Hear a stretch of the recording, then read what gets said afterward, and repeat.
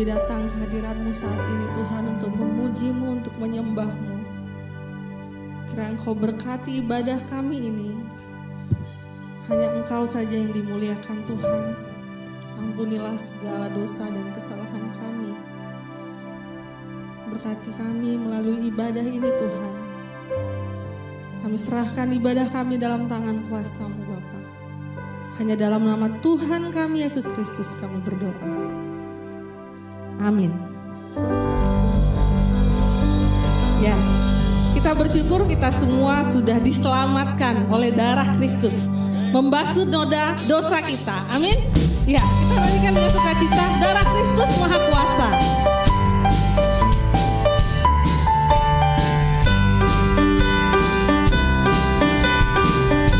Maukah engkau bebas dari beban? Maukah engkau bebas dari beban? Harapkan penuh Sang Penebus. Maukah engkau iblis dikalahkan? Harapkan penuh penebus. Darah Kristus, darah Kristus Maha Kuasa menebus dosamu. Darah Kristus Maha Kuasa menebus penuh dosamu.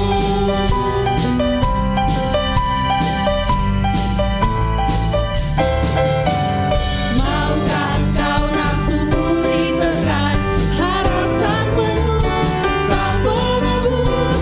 Oleh darah Kristus disucikan. Harapkan penuh penebus. Darah Kristus, darah Kristus Maha Kuasa menebus dosamu.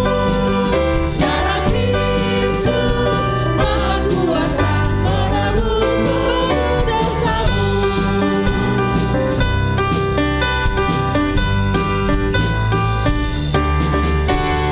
Maukah engkau bebas dari celah? Harapkan penuh Sang Penebus. Darah Kristuslah pembasuh noda. Harapkan penuh penebus. Darah Kristus Maha Kuasa menebus dosamu. Darah Kristus Maha Kuasa menebus penuh dosamu.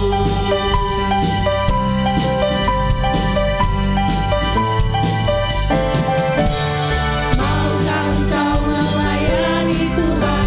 Harapkan penuh Sang Penebus. Yesus Rajamu kau muliakan. Harapkan penuh penebus. Darah Kristus Maha Kuasa menebus dosamu.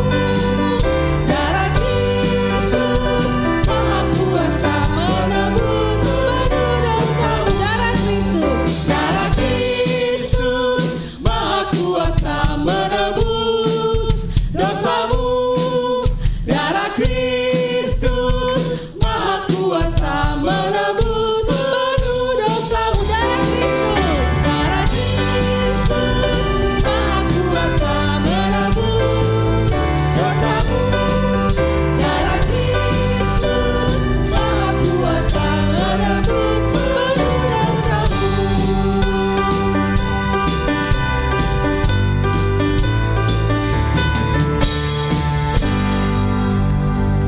Amin.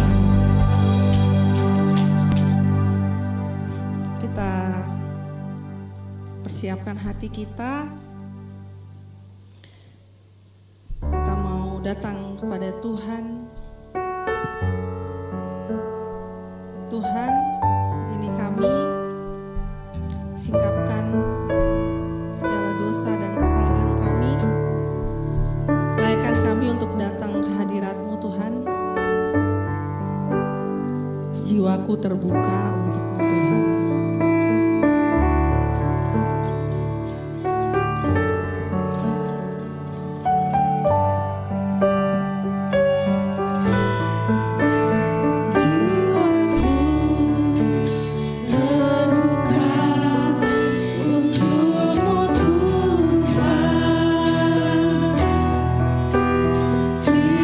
Sedikit nyatakan segala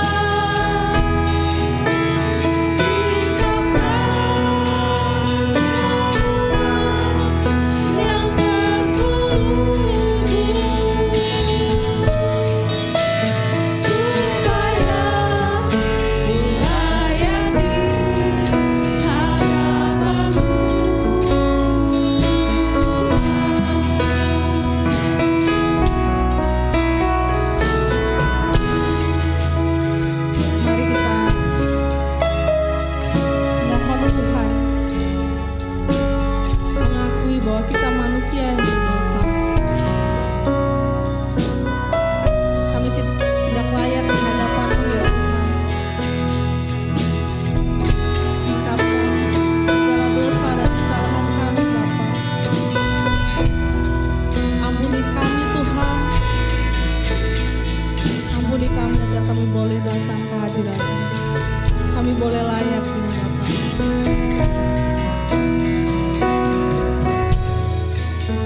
Jiwaku terbuka.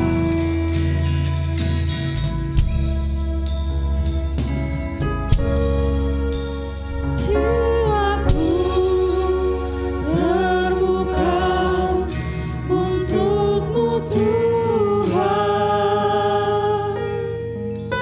Selidiki kami Tuhan. nyatakan segala berkat. Ampuni kami ya Tuhan.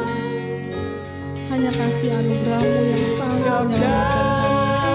Semua yang terselubung supaya ku layak di hadapan-Mu. Singkapkan Singkapkan semua yang terselubung supaya ku layak di hadapan-Mu Tuhan. Mari kita berdoa. Tilik hati kami Tuhan, dan ketika kami mendengar suara-Mu, biarlah Engkau menyingkapkan apa yang tidak berkenan di hati-Mu, supaya kami terbuka dan kami bertobat dan mengikuti setiap jalan Tuhan. Bapa, terima kasih, berbicaralah kepada kami anak-anak-Mu siap mendengar firman Tuhan. Terima kasih dalam nama Tuhan Yesus. Amin. Silakan duduk saudara yang dikasihi Tuhan. Kita masih belajar surat Roma. Surat yang paling sulit menurut saya. Sulit sekali untuk dipelajari.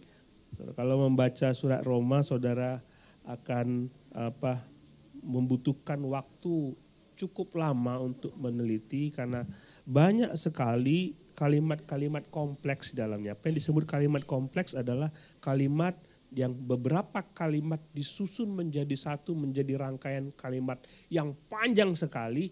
Dan Paulus suka sekali dengan seperti itu dan kita sulit untuk mengerti. Susah sekali untuk mengerti. Apalagi hari ini, Roma pasal 3 ayat 1 sampai 20 itu khotbah ayat yang sukar sekali. Jadi saudara, saya membaca berkali-kali, hampir 20 kali Roma pasal 3 ini. Dan masih juga sulit untuk dipahami. Kenapa? Karena ini bukan hanya berkenaan dengan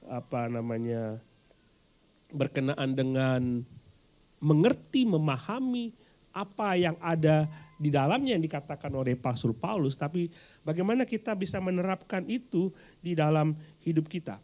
Nah, waktu saya mempersiapkan Roma pasal 3 ayat 1 sampai 20, nanti kita akan baca cuma sampai ayat 8 saja.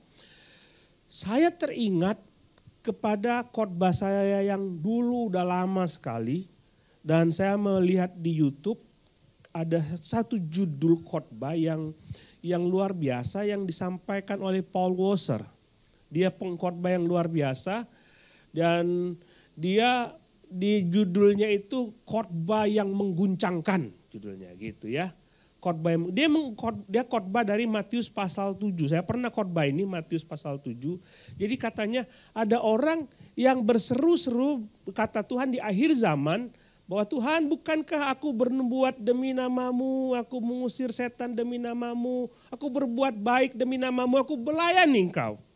Tapi pada saat itu Tuhan bilang, I don't know you, aku tidak kenal kamu, aku tidak tahu siapa kamu pergi. Nah ini kan kalau kita baca ayat itu, kita akan shock Kenapa? Bukankah kita melayani Tuhan? Bukankah kita setia kepada Tuhan?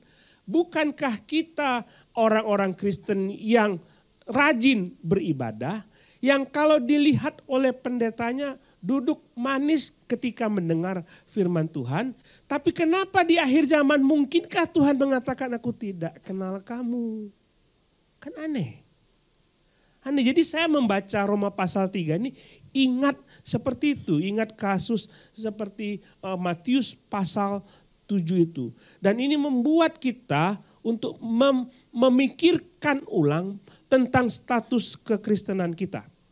Minggu lalu kita khotbah, kita mendengar firman Tuhan tentang apa itu yang disebut dengan the real Christian. Apa itu yang disebut dengan Kristen yang sejati. Karena ada banyak orang yang pergi ke gereja mengaku diri orang Kristen. Tadi kita diskusi di CG, di Care Group. Saya sudah lama jadi orang Kristen, tapi 10 tahun saya nggak pernah buka Alkitab. Nah itu Alkitabnya udah jadi abu katanya. Jadi ada orang Kristen yang seperti itu. Nah hati-hati, kita akan melihat ini hal yang mengguncangkan kita, hal yang membuat kita shock. Tapi kalau kita sungguh-sungguh percaya kepada Yesus, itu adalah hal yang melegakan kita. Perhatikan ya. Jadi kalau kita lihat, kita masih buka Roma pasal 3. Coba buka Alkitab saudara, kita baca ayat 1 sampai yang ke-8 saja. Walaupun nanti kita akan bahas sampai ayat 20. Ayat 1 sampai 8. Kita baca Alkitab ini firman Tuhan. Saya baca ayat yang ganjil, saudara baca ayat yang genap. Kalau kita baca sekali, jadi saudara boleh angkat tangan sampai ayat 8 selesai. Angkat tangan. Pendeta, saya ngerti. Jadi saya 20 kali pusing ini baca ayat ini. Tapi kita coba, saya mencoba ini. Karena ini ayat-ayat ini doktrinal sekali, tapi saya coba buat kita aplikatif. Karena kalau doktrinal saudara pasti akan mumet ya. Kita baca. Jika demikian, apakah kelebihan orang Yahudi dan apakah gunanya sunat?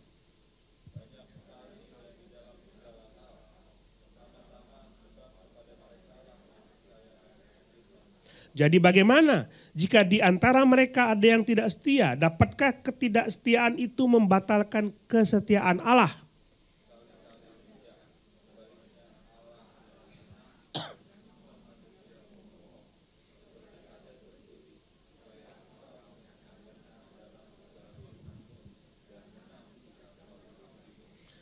Tetapi jika ketidakbenaran kita menunjukkan kebenaran Allah, apakah yang akan kita katakan? Tidak adilkah Allah? Aku berkata sebagai manusia, jika ia menampakkan murkanya,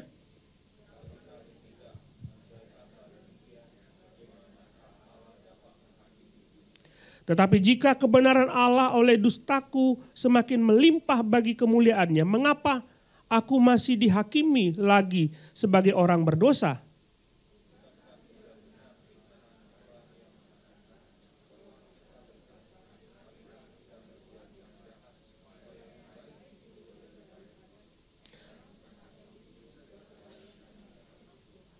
Ngerti? Pusing saudara. Tapi gini, kenapa Paulus mengatakan demikian? Jika demikian, dia sebutkan jika demikian. Demikian apa? Kita akan coba lihat ini, demikian apa? Dalam pasal 2, Rasul Paulus membeberkan sebuah fakta nyata bahwa semua orang tanpa terkecuali, orang Yahudi dan orang non-Yahudi akan diperhadapkan kepada murka Allah, akan dihakimi. Jadi tidak ada yang lolos dari penghakiman Tuhan. Tidak ada yang lolos dari penghakiman Tuhan. Dia memberikan fakta itu. Pasal 1, saudara ingat pasal 1 dia memberitakan mengenai Injil. Apa itu Injil? Dia sebutkan itu Injil. Dan Injil itu diperlukan oleh banyak orang. Lalu pasal 2 dia mengatakan semua orang akan dihakimi. Mau kamu orang Yahudi, mau kamu orang bukan Yahudi, saudara akan dihukum. Saudara akan dihukum, dihakimi karena semua orang sudah berbuat dosa. Nah, timbul pertanyaan kalau begitu di dalam pasal 3 ayat 1 ini. Apakah kelebihan orang Yahudi dan apakah gunanya sunat? Nah, Paulus ngomong begitu seolah-olah yang mengatakan orang Yahudi nggak ada gunanya. Jadi kami selama ini yang membawa berita. Kan Injil Yesus itu kan lahir dari kami. Yesus itu lahir dari bangsa Yahudi. Kami nggak ada gunanya. Nah, Rasul Paulus menjawab pertanyaan itu dengan mengatakan demikian. Apakah kelebihan orang Yahudi? Apakah gunanya? Seolah-olah dalam pasal 2 dia mengatakan, saudara-saudara, kamu semua tanpa terkecuali akan dihukum. Tanpa terkecuali dalam pasal 2. Saudara baca, kita tidak punya waktu untuk membaca itu semua. Tapi di dalam pasal 3:2 dia berkata banyak sekali. Jadi dia bilang apakah gunanya orang Yahudi? Banyak katanya, banyak sekali. Dan di dalam segala hal, pertama-tama sebab kepada mereka lah dipercayakan firman Tuhan. Kepada mereka dipercayakan firman Tuhan. Saudara tahu bahwa orang-orang Yahudi bangga akan status keyahudiannya. Bangga. Kami tidak butuh siapapun. Bahkan sampai sekarang kami tidak butuh Yesus karena status kami sebagai orang Yahudi sungguh luar biasa. Tetapi Paulus mengatakan di sini banyak sekali orang Yahudi kegunaannya. Mereka mengatakan dipercayakan kepada mereka firman Tuhan. Tetapi dalam pasal 2 disebutkan mereka juga akan dihakimi karena mereka orang berdosa. Enggak ada bedanya dengan bangsa lain. Tapi mereka ada manfaatnya karena mereka dipercayakan firman Tuhan. Mereka bangga dengan status mereka. Kalau begitu mereka bangga dengan status mereka. Tapi status itu tidak membuat mereka lolos dari penghakiman Tuhan. Tidak membuat mereka lolos dari apa yang dikatakan oleh Tuhan bahwa mereka tidak akan dihakimi. Aku sudah orang Yahudi, aku sudah luar biasa, aku dekat sekali dengan Tuhan, jadi aku nggak mungkin Tuhan pasti menyediakan surga bagiku. Saudara lihat ketika Yesus datang ke dunia, dia ngobrol dengan banyak orang Yahudi, dia ketemu dengan pemimpin-pemimpin Farisi dan ahli Taurat. Semua ahli Taurat, orang Saduki dan pemimpin-pemimpin Farisi itu merasa mereka yang istimewa menjadi ahli wali surga. Dia akan lolos, mereka pasti merasa bahwa kami diistimewakan, pasti dijamu oleh Tuhan di surga. Tetapi faktanya dalam pasal 2 disebutkan mereka akan dihakimi. Jadi status tidak membuat seorang diselamatkan. Status tidak membuat seseorang diselamatkan. Roma pasal 2:13 katakan, karena bukanlah orang yang mendengar hukum Taurat yang benar di hadapan Allah, tapi orang yang melakukan Taurat lah. Jadi mereka punya hukum Taurat, mereka baca hukum Taurat, mereka pelajari hukum Taurat, tapi mereka tidak pernah melakukan. Itulah sebabnya kamu yang mendengar hukum Taurat, kamu yang belajar hukum Taurat, kamu yang percaya kepada hukum Taurat, tapi kamu mengabaikan firman Tuhan itu. Kamu disebutkan di situ jangan mencuri, tapi kamu mencuri. Disebutkan di situ jangan kamu berdusta, jangan membunuh, kamu membunuh. Jadi mereka punya keistimewaan, mereka punya firman Tuhan, tapi mereka tidak melakukan firman Tuhan. Apa hebatnya kayak minggu lalu, kayak handphone, katanya handphone bagus. Casingnya aja, tapi tidak dia ada di dalamnya. Jadi dalam Roma pasal 2 ayat 21. Jadi bagaimana engkau yang mengajarkan orang lain? Tidakkah engkau mengajar dirimu sendiri? Engkau mendengar, mengajar, jangan mencuri. Mengapa engkau sendiri mencuri? Engkau berkata jangan berzina. Mengapa engkau sendiri berzina? Engkau yang jijik akan segala berhala. Mengapa engkau sendiri merampok rumah berhala? Engkau bermegah atas hukum Taurat. Mengapa engkau sendiri menghina Allah dengan melanggar hukum Taurat? Jadi status tidak membuat kita lolos dari penghakiman Tuhan. Saya ingin menekankan ini, saudara. Ini saya tidak tahu, tapi saya mengamati. Saya mengamati banyak orang seperti firman Tuhan katakan di akhir zaman hanya ingin memuaskan keinginan telinga. Jadi pada waktu mereka datang ke gereja, apakah itu puas saya, telinga saya mendengarnya? Apakah itu membuat saya senang atau tidak? Kecenderungan itu banyak sekali di gereja-gereja zaman sekarang. Jadi mereka bangga dengan statusnya sebagai orang Kristen. Di sisi lain, mereka datang ke gereja untuk memuaskan diri sendiri, keinginan telinganya sendiri. Dan hati-hati, karena banyak orang mengaku, saya sudah Kristen, saya sudah percaya kepada Yesus, namun saya juga pasti diselamatkan. Belum tentu. Karena banyak orang datang ke gereja hanya pada status saja. Stop, berhenti, sampai di situ. Saudara istimewa, benar. Sebagai orang Kristen, saudara istimewa, saudara punya akses ke Alkitab. Istimewa enggak? Enggak ada orang lain seperti saudara yang bisa datang ke gereja mendengarkan firman Tuhan. Orang lain di luar sana sibuk dengan hal-hal yang bersifat duniawi. Saudara punya akses hari ini, tiap minggu. Saudara mendengarkan firman Tuhan. Tapi kalau tidak bertobat, hanya sebagai status saja. Hanya sebagai status saja.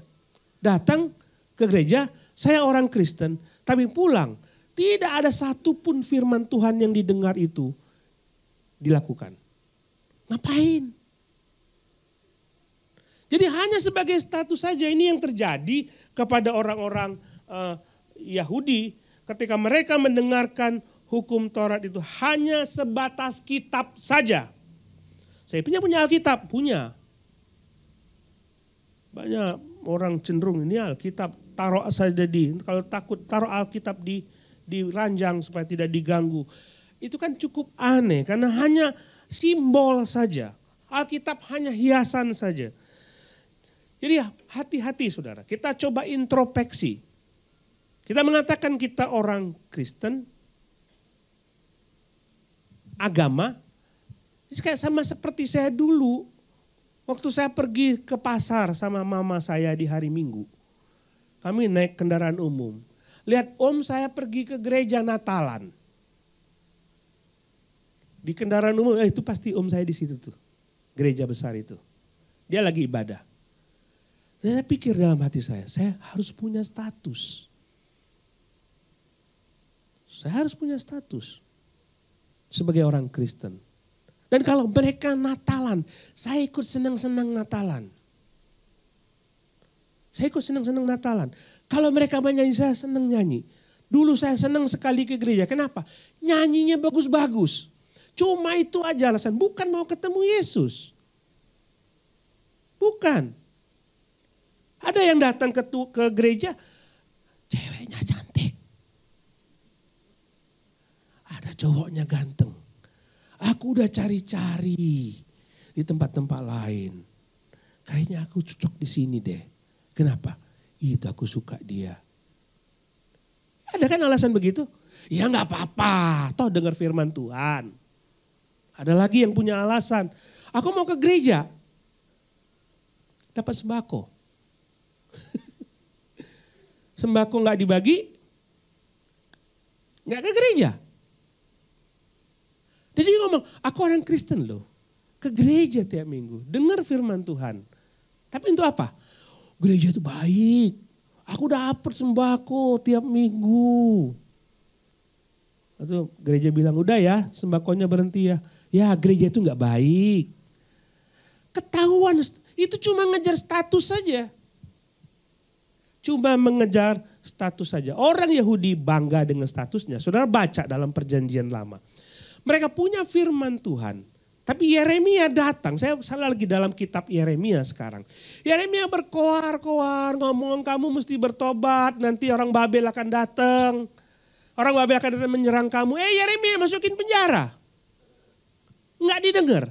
Tidak mau dengar, mereka punya nabi. Semua nabi dari mereka. Tapi tidak mendengar nabi. Makanya Yesus bilang, semua nabi-nabi yang diutus kepada kamu, kamu bunuh. Aku datang pun kamu bunuh. Enggak mendengar firman Tuhan. Hanya status begitu istimewa. Tahun 70-an Masehi. Ketika Kaisar Roma menyerang Yerusalem. Menghancurkan bait Allah. Mereka dengan bangganya mereka kumpul dalam bait Allah. Ini bait Allah dilindungi oleh Allah kami. Kami punya hak istimewa, kami punya status istimewa. Hancur itu bait Allah. Hanya sebagai status. Tuhan, kalau kamu nggak dengar, kamu ngaku-ngaku mengenal aku, kamu nggak dengar firmanku, untuk apa? Tuhan hancurkan itu semua. Jadi status kita, hati-hati saudara, kita merenungkan satu hal. Kalau kita percaya kepada Yesus, kita mengatakan kita percaya kepada Yesus.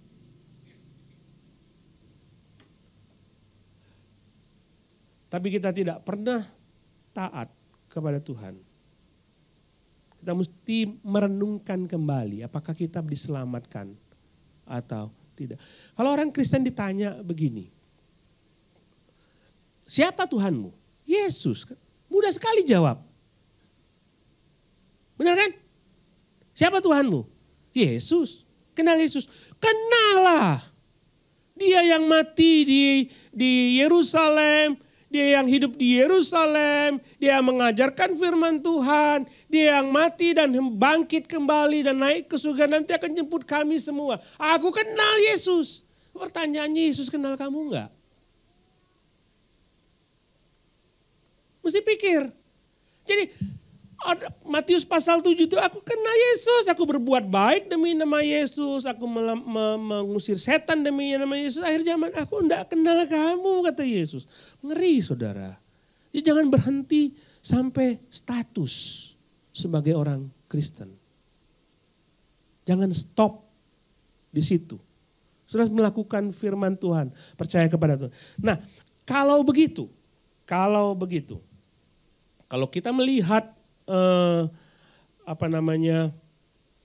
yang dilakukan oleh orang-orang Yahudi ini, mereka punya Alkitab, mereka punya Taurat Tuhan, lalu mereka tidak melakukan Taurat Tuhan, jadi mereka tidak diselamatkan oleh kan dihakimi karena mereka punya firman Tuhan, lalu mereka tidak melakukan firman Tuhan. Apakah itu berarti? Karena kita melihat dalam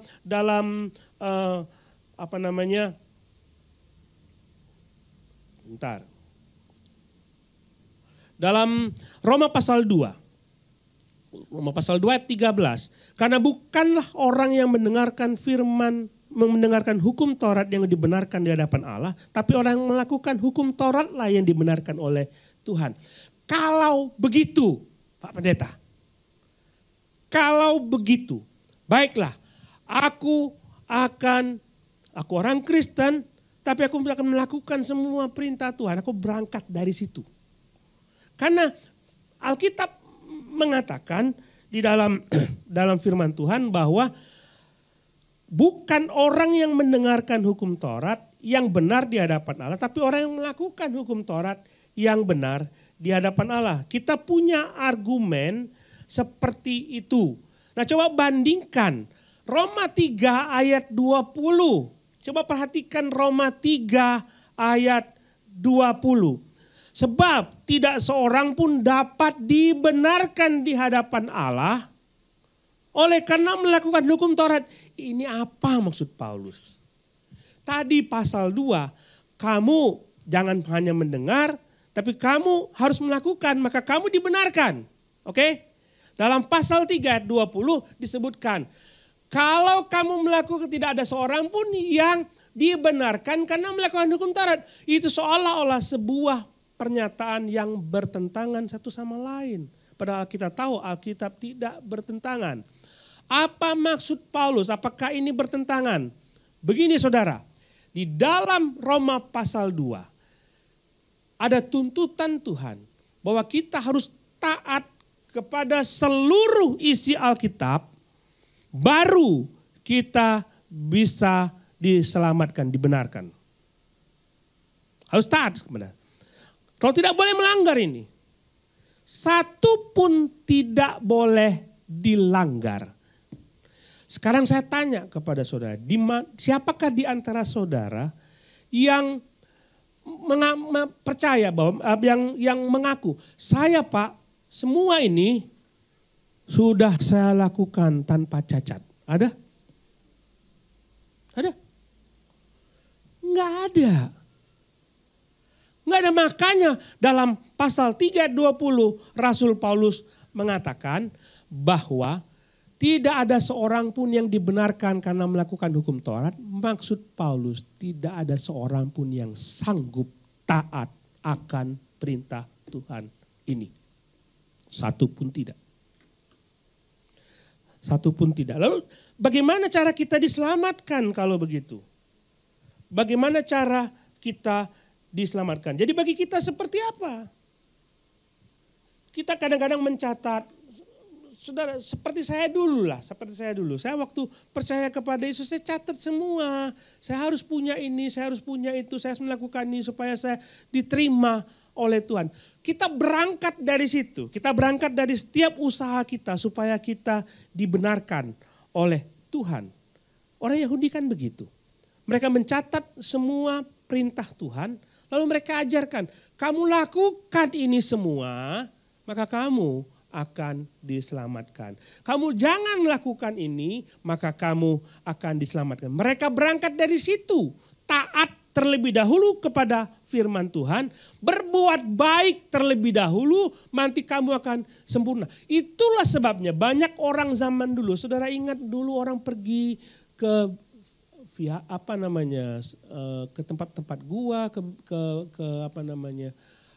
tempat biara, mengasingkan diri di dunia supaya mereka tidak terkontaminasi dengan dunia.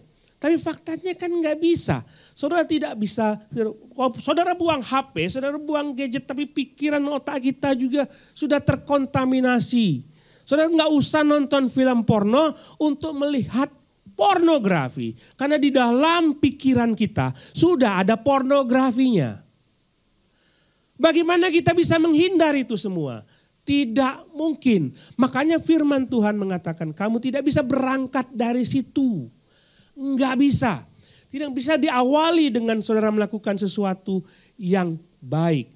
Karena firman Tuhan, makanya Paulus, kita akan melihat di dalam keseluruhan bahwa Paulus mengatakan bahwa itu tidak bisa membawa kamu ke surga. Karena kekristenan dimulai dari relasi, bukan dari perbuatan kita. Saya senang, minggu lalu saya cerita tentang John Lennox, fisikawan, matematikawan dari London. Dia kan cerita, karena dia punya pacar, lalu dia kasih buku cookbooks ya. Dengar cerita minggu lalu ya, saya cerita ya. Kamu mau gak jadi istriku? Ini ada buku cara masak. Kamu buka ya, nanti kamu masak dari buku ini, tebal bukunya. Kamu mesti taat kepada aturan-aturan dalam buku ini. Sendoknya berapa, garamnya berapa banyak, lalu mericanya berapa banyak, lalu dagingnya berapa banyak. Kamu mesti taat, enggak boleh dilanggar. Tapi nanti suatu saat kamu langgar, garamnya kamu kurang, kamu gak cocok jadi istriku. Dibilang begitu. Nah, bisa gak kayak gitu? Tapi karena dia berangkat dari relasi, istriku makanannya kurang enak. Karena takarannya gak tepat. Takarannya tidak tepat. Berangkat dari, Cila dia aku sayang sama dia walaupun makanannya gak enak. Walaupun dia nggak rajin, dia nggak malas cuci piring, apa macam-macam lah. Malas trika, malas bersih-bersih. Tapi dia istriku. Aku sayang sama dia. Karena kekristenan dimulai dari relasi. Yohanes 1 ayat 12. Ketika saudara percaya kepada Yesus, saudara diangkat menjadi anaknya. Status itu diangkat menjadi anak, relasi antara bapa sama anak melebihi segala-galanya. Adakah di antara saudara yang ngomong sama anak begini, "Nak, papa mama punya peraturan. Kalau kalian langgar, keluar dari rumah ini." Ada? Ada. Anak siapa yang tidak nakal? Angkat tangan. Anak siapa yang diomongin, "Nak, kamu harus begini." Terus besoknya nggak dilakukan. Males. Kan kadang ketemu, "Nak, lakukan ini." Ya. Sebel kan punya anak kayak gitu kan? Sebel gak? Sebel. Jangan sebel, kita dulu juga gitu. Coba tanya mama. Ini kalau ngomong, "Ma, ini anak nakal bener." Emang kamu gak nakal? Ada gak di antara saudara yang punya anak yang nakal lalu diusir dari rumah? Ada? Kenapa? Karena anak. Benar gak? Karena anak. Saudara ingat cerita anak yang hilang? Dia anakku, dia pergi, dosanya begitu besar di hadapan Tuhan, di hadapan bapaknya. Melanggar firman Tuhan. Berdosa. Dia pulang, "Aku sudah berdosa." Bapak itu berlari ketika melihat dari jauh anaknya. Dia peluk anaknya. Dia bilang, "Anakku yang hilang telah kembali." Dia tidak bilang, "Orang ini hilang, sekarang balik." Dia bilang, "Anakku." Coba pikir saudara, kalau Tuhan menerima saudara karena apa yang saudara lakukan, kita celaka. Lalu dia ngomong kepada saudara, kamu taat saja ini ya. Kalau kamu tidak taat, aku kutuk kamu." Tuhan ngomong begitu. Mati kita. Tapi kalau dia bilang, "Engkau anakku, engkau anakku, aku sayang kepada kamu." Seneng kan? Seneng kan? Kita berbuat dosa, Tuhan terima. Coba Allah kayak apa itu? Coba. Syukur gak punya Tuhan kayak gitu? Seneng gak? Ya seneng lah. Aku berdosa, tetapi diterima kembali oleh Tuhan. Karena status itu yang penting. Saudara harus menjadikan dia bapa saudara, dan saudara harus menjadi anaknya. Jadi walaupun sebesar apapun dosamu, sebesar apapun kesalahanmu, dia tetap mengatakan, "Mari anakku pulang, papa sudah sediakan makanan, mama sudah siapkan baju, kita makan sama-sama semeja dengan papa. Papa senang lihat kamu kembali."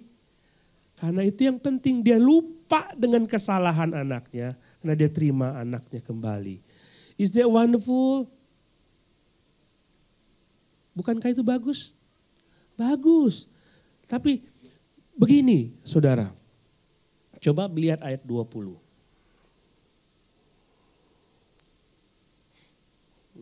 Ayat 8 maksud saya.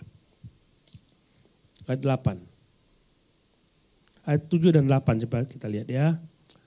Ayat 7 dan 8. Jika kebenaran Allah oleh dustaku semakin melimpah bagi kemuliaan aku berdusta, lalu kebenaran Allah semakin melimpah, mengapa aku masih dihakimi lagi sebagai orang berdosa? Bukankah tidak benar fitnah orang yang mengatakan bahwa kita berkata, "Marilah kita berbuat yang jahat supaya yang baik timbul dari padanya." Kebaikan Allah seringkali kita anggap sebagai sesuatu yang terlalu istimewa sehingga mudah sekali kita untuk berbuat dosa. Aku berdosa, Allah baik. Aku bersalah, Allah baik. Kalau begitu enggak apa-apa aku berdosa. Toh Allah terima aku. Begitu kan? Ayo. Aku berbuat dosa enggak apa-apa. Aku orang Kristen kan sudah percaya kepada Yesus. Aku berdosa saja, Allah pasti terima aku. Hati-hati, saudara. Hati-hati. Coba perhatikan ayat yang ke-3. Roma pasal 3 ayat 3. Saya sengaja balik supaya kita melihat cara berpikirnya.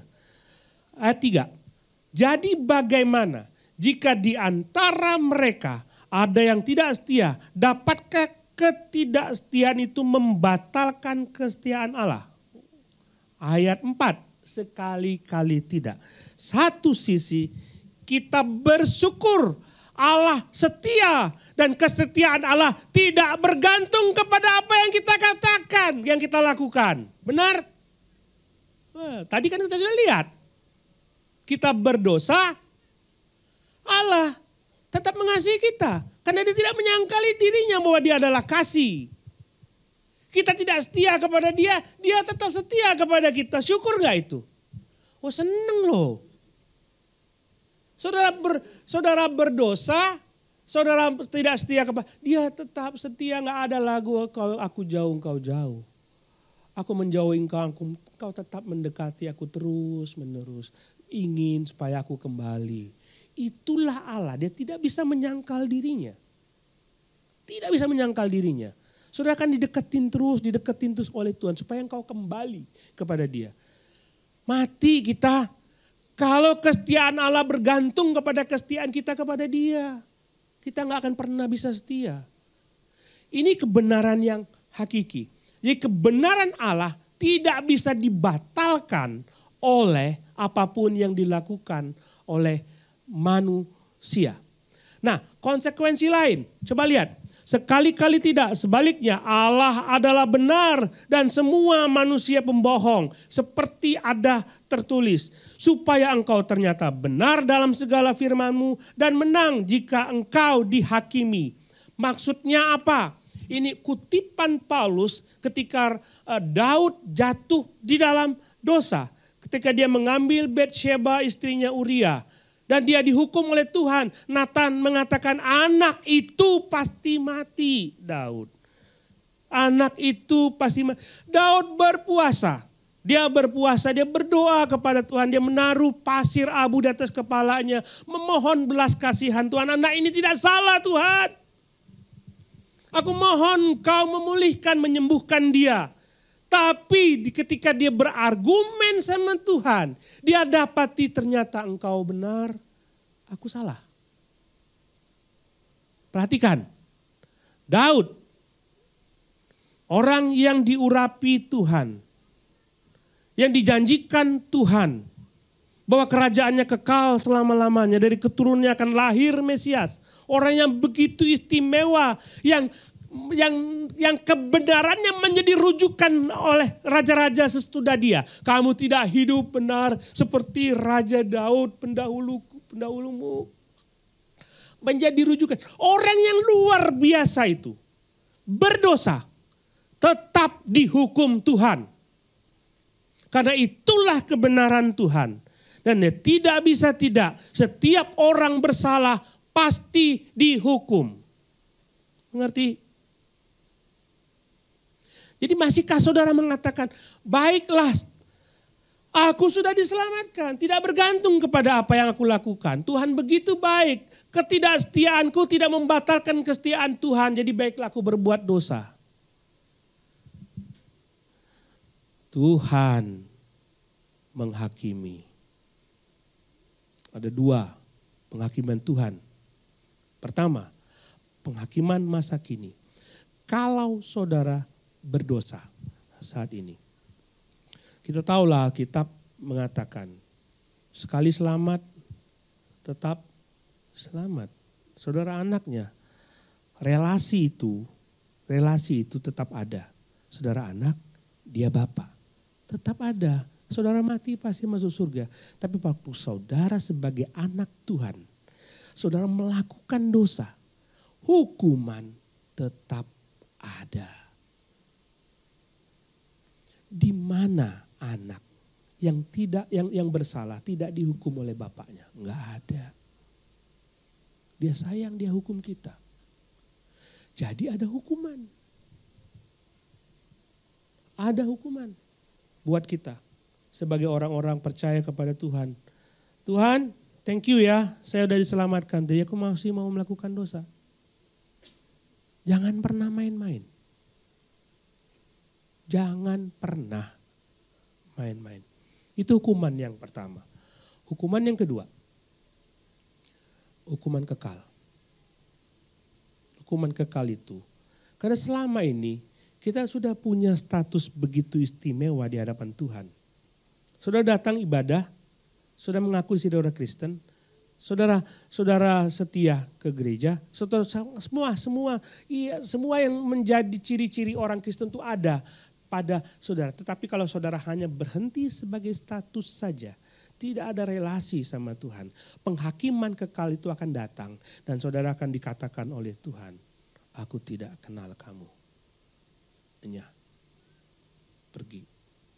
Cek kembali saudara. Cek kembali. Apakah aku datang ke gereja hanya supaya aku mengisi waktu? Atau aku sayang sama Tuhan? Cek kembali hidup saudara. Hidup kekristenan saudara. Dia tetap mengasihi kita. Dia sayang kepada kita. Kasihnya tidak pernah berubah. Dan kasih itu dia wujudkan di atas kayu salib. Dia memberikan segala-galanya bagi kita. Supaya kita diselamatkan. Supaya kita menjadi anak Allah. Dan dia menjadi Bapa kita.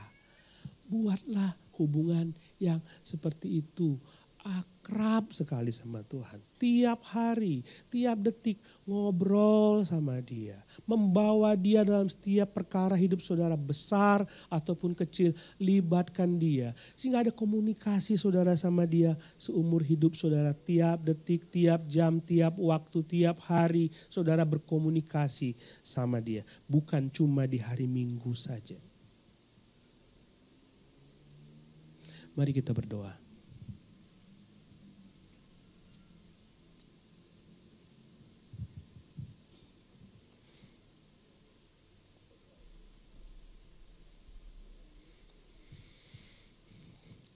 Mari kita introspeksi saudara. Sejauh ini sampai sebagaimana hubungan saudara dengan Tuhan. Apakah saudara berangkat dari melakukan perbuatan baik, seremonial saja, atau saudara berangkat dari relasi saudara bersama dengan Tuhan?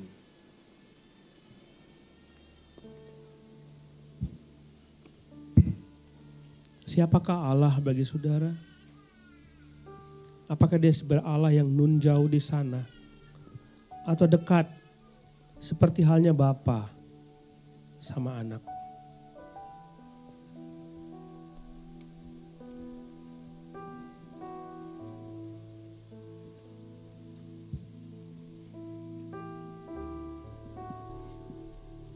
Saudara berdoa, kalau saudara mendengar firman Tuhan ini, saudara mau percaya kepada Yesus, selama ini hanya identitas saja. Kalau saya mau percaya kepada Yesus, saudara boleh maju ke depan, saya akan berdoa buat saudara. Kalau ada.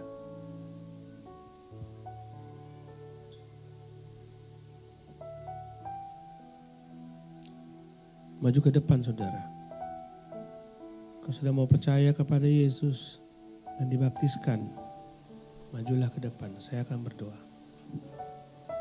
Kalau selama ini sudah menjadi orang Kristen yang kering dan merasa ini seperti formalitas saja, mulailah melangkah bersama dengan Tuhan. Kalau ada, jangan segan untuk berdiri dan maju ke depan. Kita mulai suatu relasi yang baru dengan Tuhan. Kalau ada.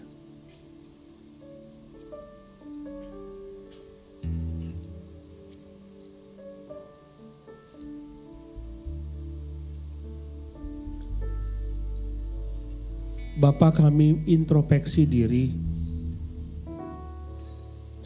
Mungkin selama ini kami hanya menganggap Engkau sebagai pelengkap saja dalam hidup kami. Kami tidak menjadikan Engkau sebagai Allah kami. Kami tidak menjadikan Engkau sebagai Tuhan kami. Kami tidak menjadikan Engkau sebagai Bapa kami. Kami mau introspeksi Tuhan.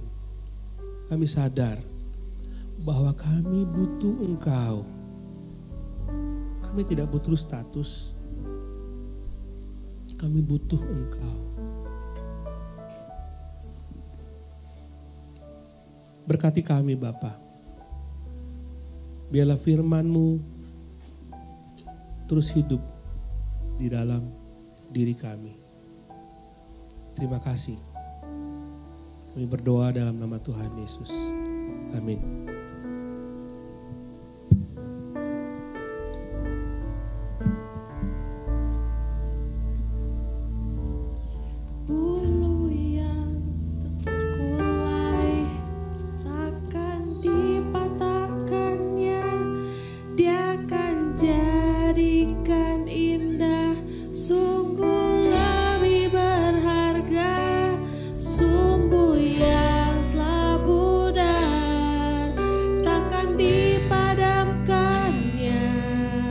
Dia akan jadikan terang untuk kemuliaan-Nya.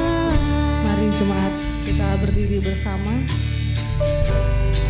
Hidup kita berharga di mata Tuhan. Tuhan datang untuk menyelamatkan dosa kita. Kita butuh Tuhan.